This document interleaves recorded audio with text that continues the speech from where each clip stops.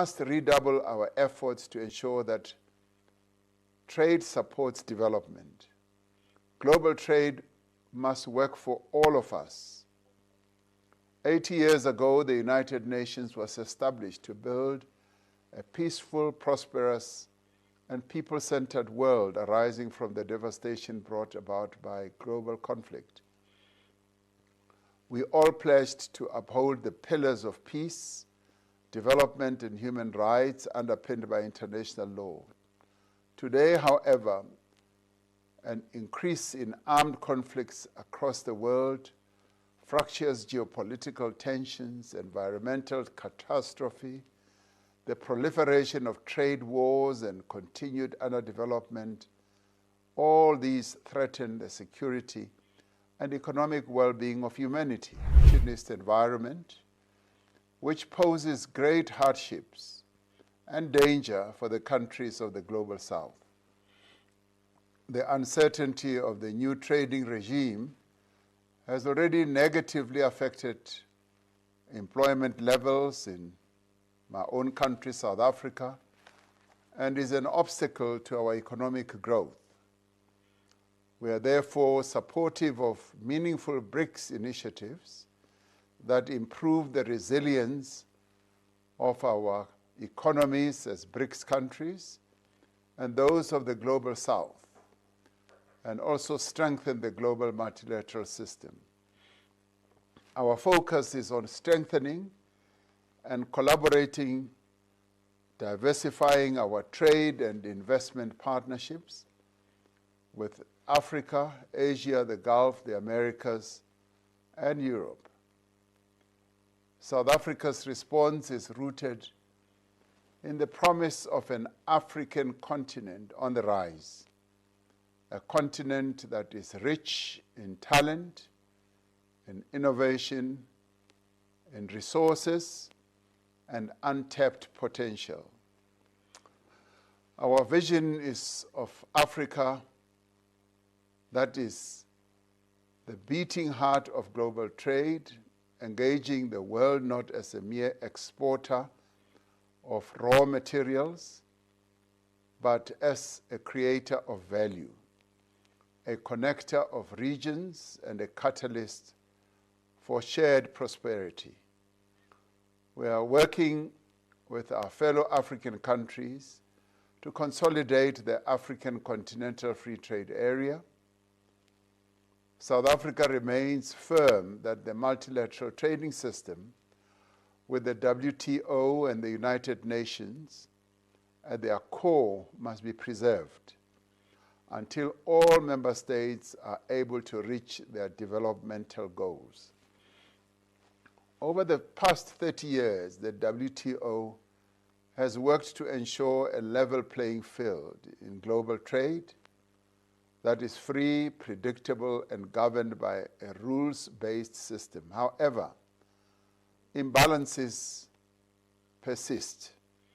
Developing economies remain locked into the lower end of the global value chain.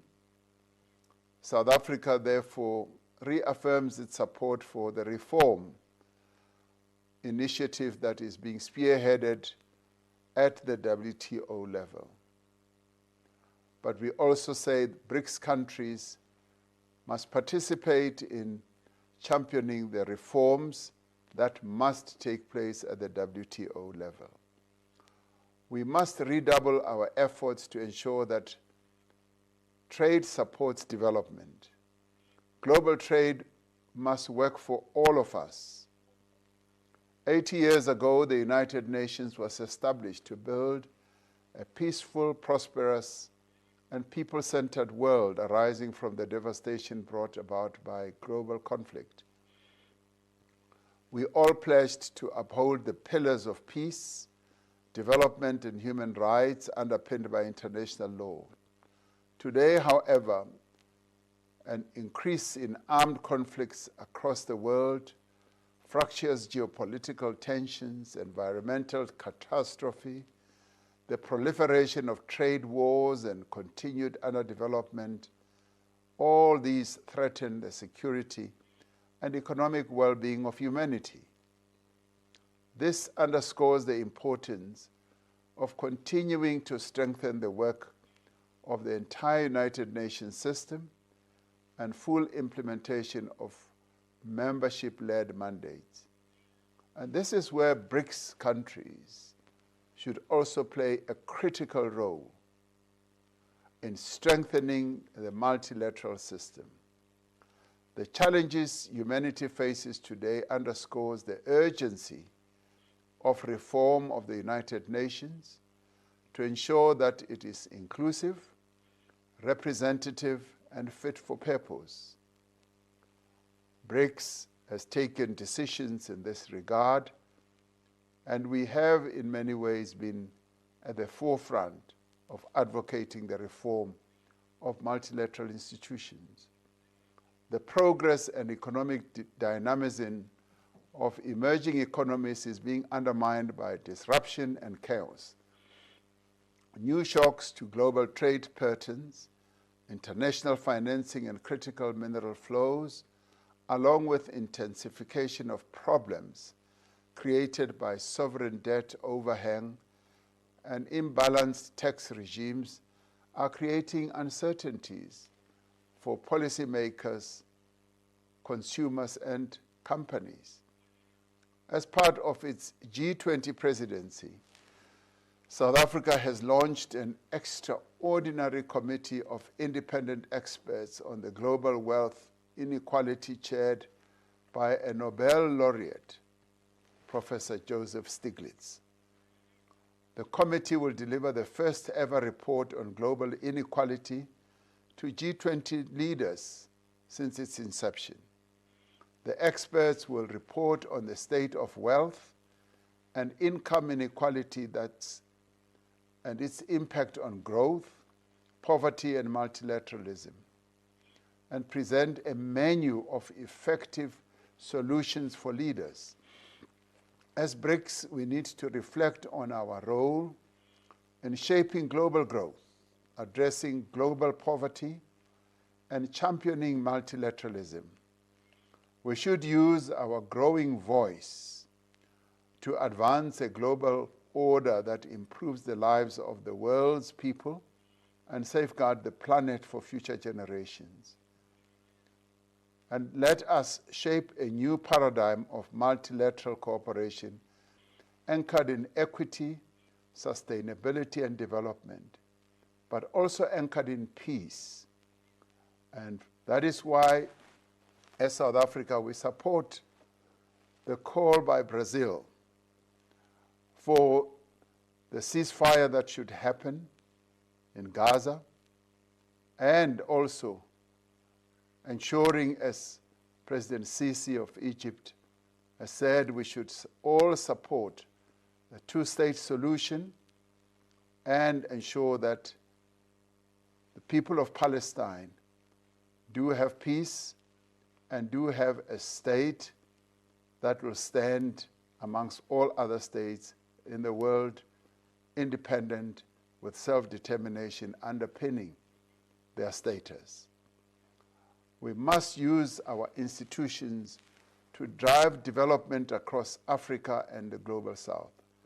We must also use our collective voice to advance reforms to modernize multilateral development bank mandates and to better reflect the voices and priorities of developing economies.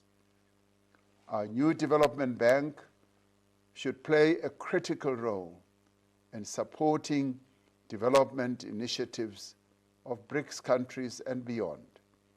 We need to unlock scaled-up finance for the needs of the Global South and catalyze investments in early warning systems, resilient infrastructure, community-led adaptation, and people-centered just transition pathways.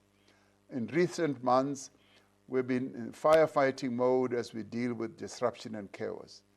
We need to pivot from crisis management to strategic action, from emergency fixes to collective growth and development. I strongly believe that when BRICS countries unite in solidarity to co-create solutions, we unlock tangible mutual benefits for BRICS members and the broader global South. For South Africa, a BRICS economic partnership strategy that contains a meaningful way forward on addressing the imbalanced structure of BRICS trade would send a clear message to the world that all BRICS members are committed to mutually beneficial trade that addresses the needs and interests of all its members. This global trading crisis provides a great opportunity for us to do things differently. A commitment on the part of all of us to sustainably address our various non-tariff barriers would position BRICS as a stable and predictable, mutually beneficial trading partner amongst the current global disruptions. Let us conclude the BRICS Economic Partnership Strategy 2030 and focus on its implementation. Let us demonstrate how consensus is built through negotiation and not through coercion. Compromise and trade-offs are the foundation of mutually beneficial outcomes that tangibly improve the lives of our citizens. Let us undertake all these important actions together in a spirit of partnership and solidarity. I thank you.